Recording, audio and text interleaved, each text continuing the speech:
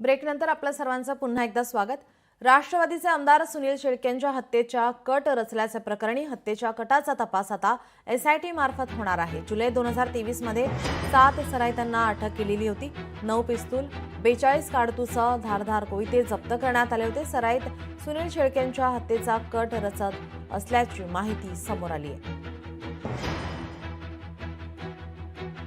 हत्येच्या कटाचा तपास आता एसआयटी मार्फत होणार आहे।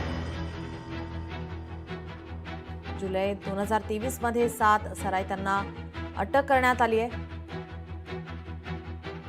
त्यांच्याकडून 9 पिस्तूल, 42 काडतूसह धारदार कोयते जप्त करण्यात आलेले आहेत।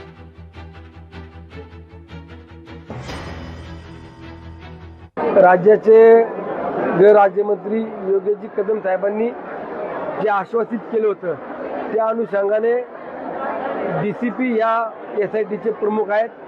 एक एसीपी, एक पीआय, 2 एपीआय आणि 5 का 4 काहीतरी 6 कॉन्स्टेबल आहेत। अशा पद्धतीने एकत्रितपणाने ती एसआयटी गठीत केली आहे। बघूया आता, सगळ्या गोष्टी आज जाहीरपणे बोलणं योग्य नाही, परंतु मला जी काय माहिती मिळालेली आहे ती मला पोलीस विभागाला, गुप्तचर विभाग किंवा त्यांचे जे कोणी आता विचारणा करतील त्यांच्यासमोर मी ती देईन।